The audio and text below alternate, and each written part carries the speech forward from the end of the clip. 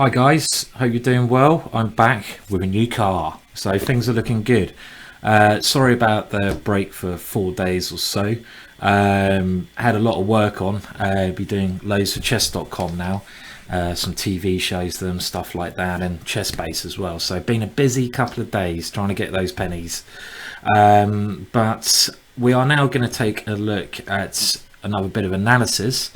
I'm just going to try to take it in turns. 1 day analysis, 1 day blitz. So I'll be back with the blitz tomorrow, trying to get some revenge on my 3 losses that I had in my last video.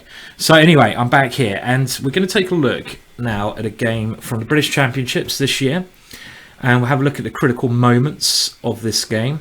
Let's just talk a little bit about what was at stake in this game. Now, this was the pairings. Okay, so I'm going to have to give away the result of the game. It actually ended in a draw, but it was round 9, and I had just beaten Grandmaster Mark Hebden in the last round. So here's the pairings with results, I'm afraid. But this was a very important round because there was 11 rounds, and on paper, I had an easy pairing. And I really hate that because, you know, you meet up with people in the morning by accident and they say, oh, you've got an easier pairing, haven't you, today? God, and they sort of look down at you and think, oh, you'll win that easily. But I think they sort of say this to protect themselves, a lot of the top players, because they think they're playing a grandmaster and they think my game's going to be easier.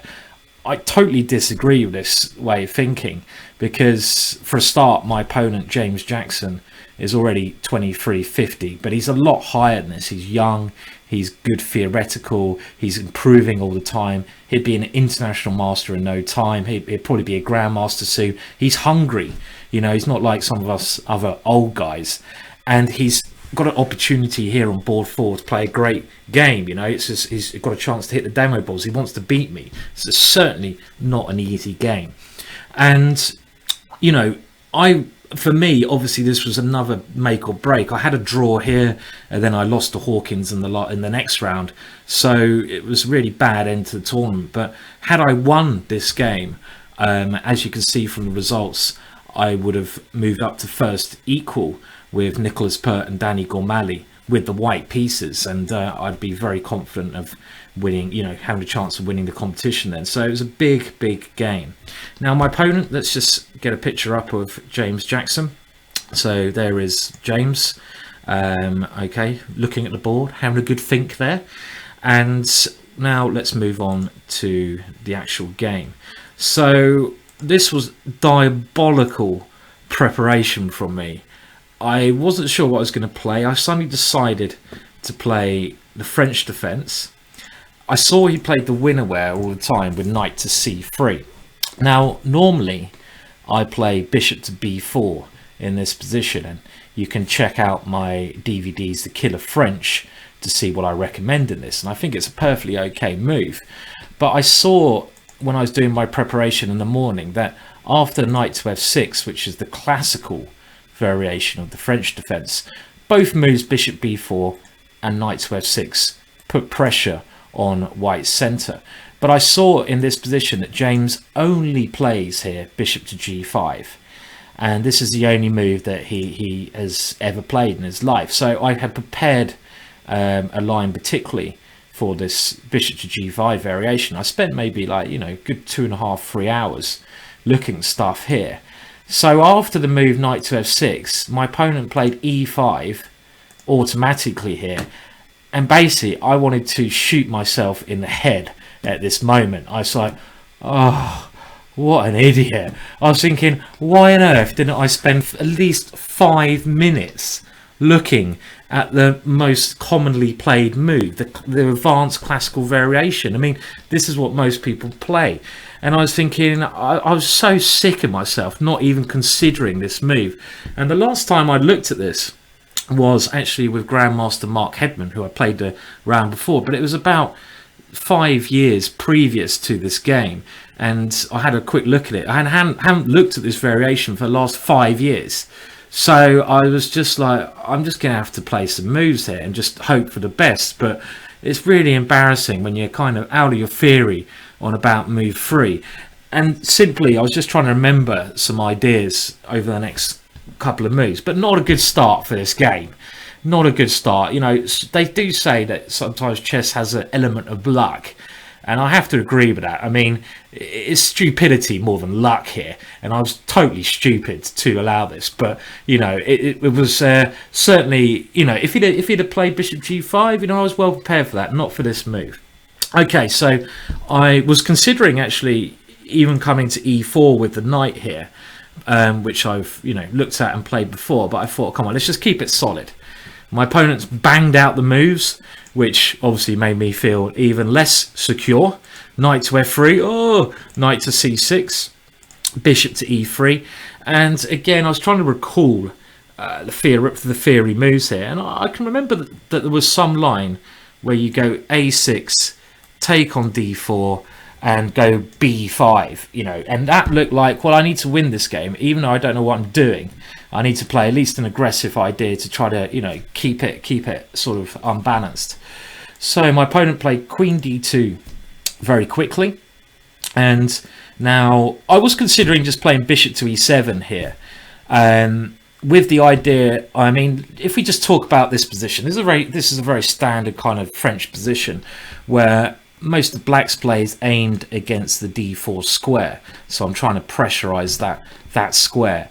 On the other hand, White has the central space advantage, and he has ideas of either castling queenside or kingside. So his position is actually very flexible here. And I was considering here, rather than in the game I took on D4, but I was considering playing Bishop to E7 instead, keeping the tension. When I was hoping that I could maybe complicate matters if my opponent castles queenside now.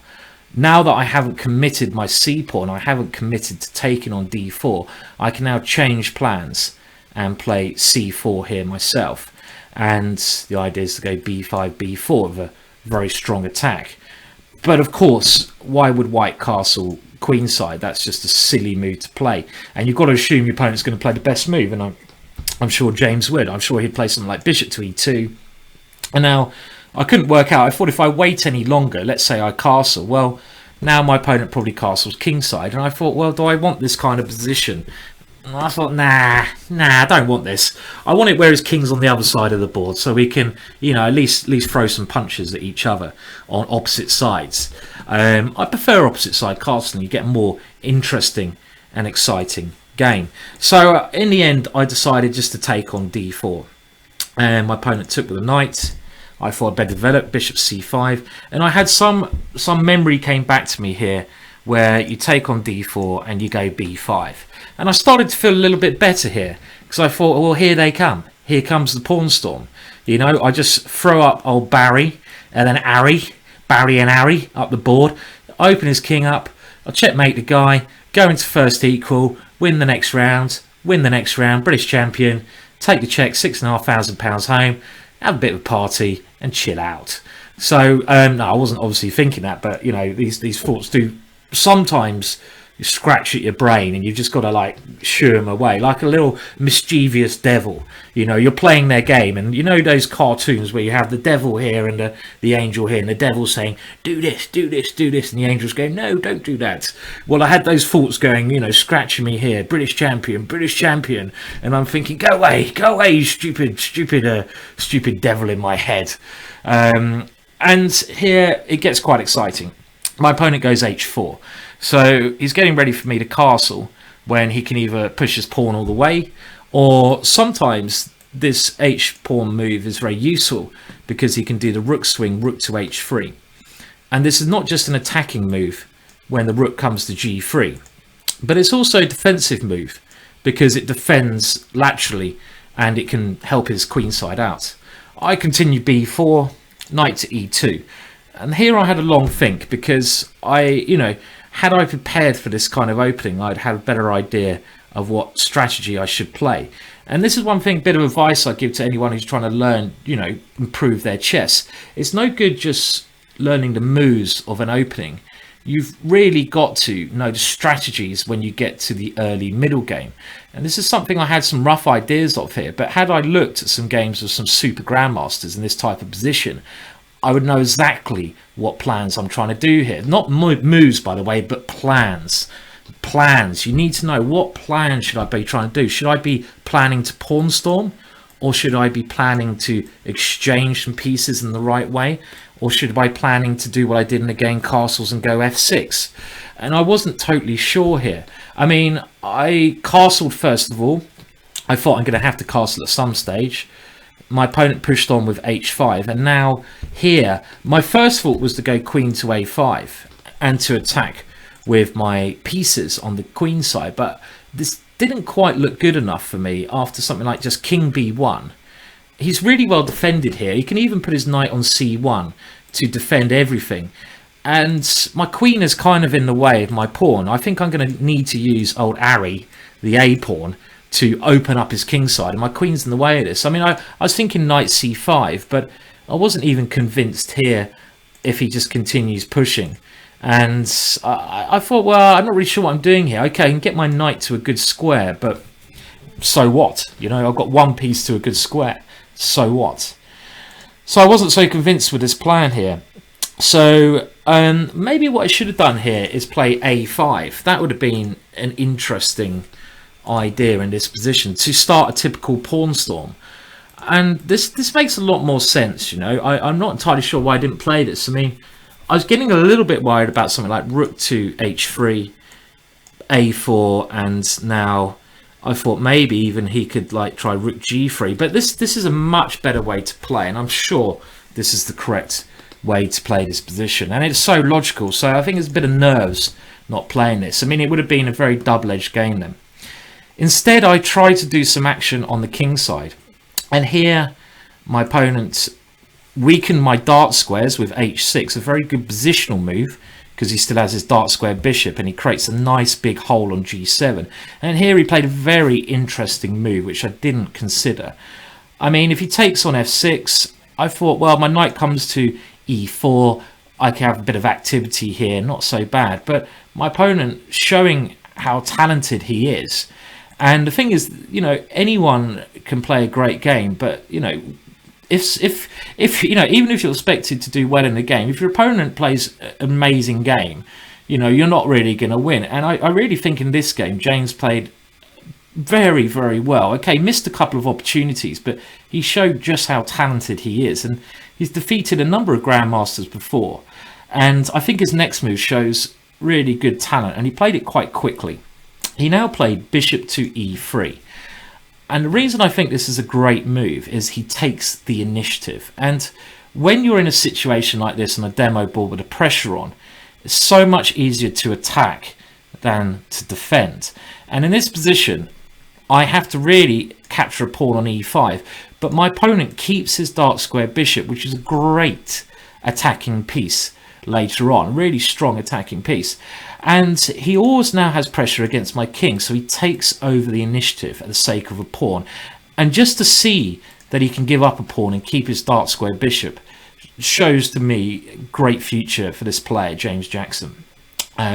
So taking on e5, I have to win this pawn, and I do win a pawn now, but it's just my king is very holy. You know, it's like a piece of cheese with lots of holes in. Again, I'm thinking of cartoons today. I'm thinking of, you know, Tom and Jerry now. How many cartoons can I get in today's analysis? But it's really holy, and we're going to see this after knight d4. I mean, okay, we'll go through the next couple of moves. I complicated matters now. And again, okay, this was a very good plan I played here. Bishop e2, but now I played my next move instantaneous. I was so afraid of his dark square bishop, I took it off. And I did also consider, of course, the natural move e5. And why on earth I didn't play this? This might have been my chance to have a different British this year. I need to play this move. I mean, it's still very unclear. Something like knight to f3, d4, bishop to g5. Even though I'm a pawn up, I still think my king could suffer on some diagonals. Something like queen d6, rook h4. And this is just a very unclear position. Maybe I'm slightly better, but any result is possible here. But this is clearly much better to get my pawns working in this way. At least they coordinate than what I played. I mean, I was so happy because I spent a lot of time on the opening. I was so happy here to exchange off this bishop. I played it very quickly. because I just didn't like the idea of the bishop getting on the dart squares or getting to g5. But this is a mistake. And when I had played knight a5, I had calculated that, okay, he takes, I go queen d6, rook f1, bishop d7. And I thought, right, I'm quite happy here because I'm ready to play e5 next move, and now I can push forwards. But the move I missed, and I played this quite quickly to try to get some time back. Can you see the move that my opponent played now to pressurize my position? And it's a very logical move. Not sure how I missed this one. What move can pressurize my position here? Very logical. Think of your pieces not doing much. Where can they move to? Bishop g4. And after this move, my opponent, his sacrifice, we can see what it's done. He's created all this pressure. All his pieces are attacking. I can't really go e5 now because he takes on d7. And this just looks horrible. So I now decided to defend this square. My opponent played very well. He took on f8, and now he played queen to e5. Another very good attacking play. Because yes, I can take on h6 with check. But the thing is, in this position, he's threatening to come in with queen to c7 and just winning a piece. And it kind of looks like my position is getting flooded on the dart squares. I'm too passive. I don't like defending in chess, so I wasn't feeling good here. I missed a good move here. I should have gone queen h4, which I kind of saw, but I miscalculated. In time trouble, I played knight b7. My opponent came in, queen c7, and I go bishop c8. This is like the kind of move you only play if you're like desperate. You know, you don't really want to move your pieces back to the back rank. You're kind of like, oh, hello. It's a terrifying move of a like baby mouse, this move. I don't want to play moves like this. You know, I'd rather give up some pieces than play a move like bishop c8. It disgusts me. It makes me feel dirty playing this move. I don't like it, but I have to play it. And now my opponent continued taking on e6. And okay, we now got this position where we enter into a very difficult kind of middle game position. I mean, I have chances here. It's very difficult though. King f7. I was even wondering here if my opponent should maybe play a3 or c3. I thought c3 because of the following reason. He can always take off on e6 and enter into a king and pawn ending. And let's say I take on c3. Now he can get an outside passed pawn. So I don't know. I was trying to work this out at the time. I couldn't, work it out in time. My opponent played a sensible move, rook to e4. And now I have to bail out into an ending. Queen to d6, a pawn down. But my one chance is to try to create a passed pawn on the queen side. And hopefully this will give me enough activity. So I've got to push those guys. You've got to try to create passed pawns. Don't want to move my rook because it cuts his king off. So I've got to just throw Ari and Gary up the board. Rook e4. And now, did I say it's not Ari and Gary? Oh, that is Harry and Gary. And what did I say before? Ari and Barry. God, it's all Ari and Barry, Ari, Gary, isn't it, today? Anyway, so I keep pushing these pawns. And we're just going to show you, I'll just show you some interesting moments in this ending. Now, round here, it's kind of a race situation. But in this position, I had a bit of a mind blank here. Originally, I was okay. What would you play here? So let's see what you'd play. You're black here, and originally I had intended the correct move here, which I think should be a very straightforward draw. But instead, I somehow thought I'd go for another line, which I considered was a draw. But I picked the wrong move. So you have two choices: rook g2 to play this position, or you have rook to c6 to play this position. So calculate both options. Maybe pause the video and decide what you'd go for. I picked the wrong move in the game. What would you play? I mean, I clearly think the move I played rook g2, which I don't think is right. Instead, rook g6 is a much easier draw.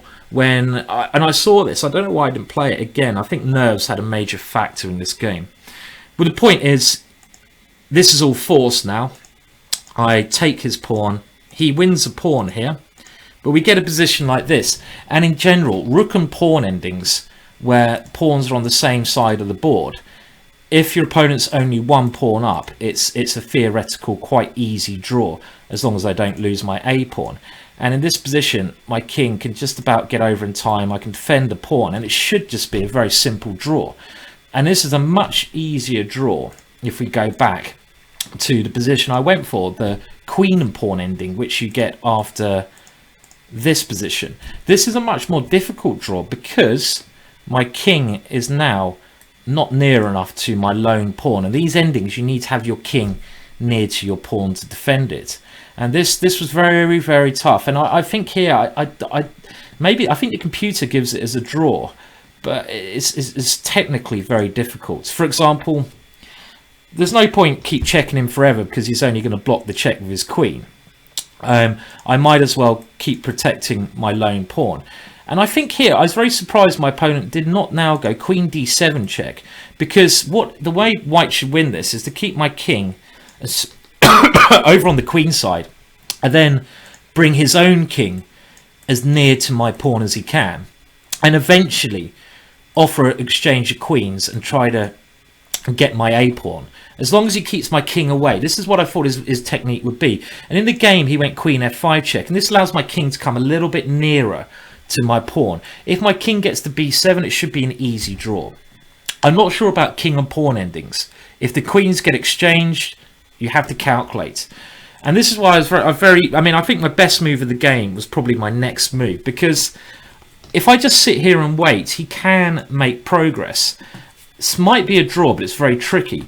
But now I had to calculate the consequences of the king and pawn ending after queen to d6. And it is a draw, this king and pawn ending, if he takes the queen. And the point is, if he goes something like king c2, it's all about getting the opposition. And what that means is, if I play something like king to c5, this is a mistake because he goes king to c3. And the kings are opposite with me to move. And this is how I could lose this position.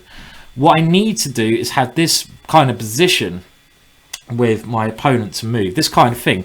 So I just need to be a bit careful how I do this. And I think a move like a5 is probably all right. When king d3, I get the opposition. This is just about a draw. So anyway, I mean, I managed to hold on. I won't show you the whole game. I mean, there was loads of stuff going on. But the thing is, the idea of queen d6 as well was to get my king a little bit nearer to the queen side. And I think now, as soon as I get my king here, it should be a fairly easy draw.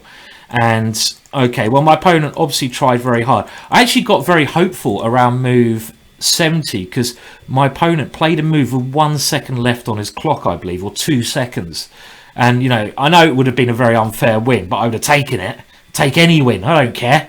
I don't care what kind of win it is, especially when the British Championships is up for stake, you know. But, okay, after a lot of checks, my opponent clearly can't make any progress. I just have to keep my queen defending the pawn, and, you know, there's not too much to worry about. And the only thing my opponent tried was king to a4, and then I had worked out, as soon as he plays this move, I can exchange queens. And this is a drawn ending. There's no way he can make progress here. Because if he goes king to a5, I just go king to b7. And if he goes a4, king to c7, king to a7, he has to exchange pawns, and this is a well-known draw. And in the game, he went instead king to b3, so he went backwards. And now the key move here. So last test for you guys. Black to play and draw, and there's probably only one move that draws here, otherwise you lose. And this is a move obviously I had to see in advance. So what is the correct move from black here to draw the game? Pause the video if you need to. Well, the correct move is a5. If I play a move like king somewhere, then, you know, after a4, this is quite tricky to draw, because if I go a5 now, he goes b5, and this is a winning position for him with the the protected pass pawn. But after a5, he has to really exchange his pawn, and now, well, king versus a rook's pawn. As long as you get your king in front of the rook's pawn, it's always a draw, because he can never queen his pawn. So there you go. So it's a very tough game. I think my opponent played well. Okay, he missed a couple of opportunities there, I'm sure, but nothing, I don't think, particularly crystal clear. Very imaginative pawn sacrifice for him. I missed some chances. I should have pushed my pawns in the centre rather than exchanging pieces. And maybe a key game for the championships, and also teaches me that I probably need to like prepare a bit better for these games. Not good being out your prep on move 3.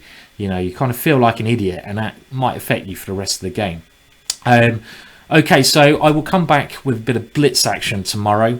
So I know some of you like analysis, some of you like blitz, so I'll try to mix it up. I'll get a blitz game done tomorrow. I haven't got so much work on this week. Well, bit, but not too bad. And hopefully you can hopefully you like the video or dislike, whatever you feel. I prefer you liked it, obviously. Subscribe, and thanks for viewing. Very kind of you. Cheers for viewing. If you want to support this channel in any way, I suggest you go to gingergm.com, check out my DVDs, which you can download digitally now, so you don't need to get them sent to you. If you want to support it, buy a DVD. That always helps me out.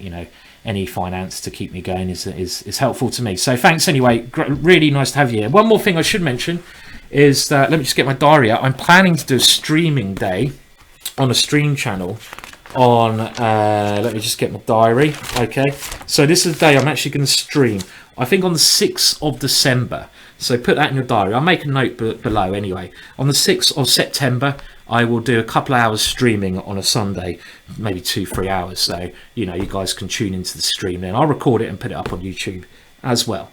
Okay, cheers for now, and I will get some more videos done very soon. Thanks, bye.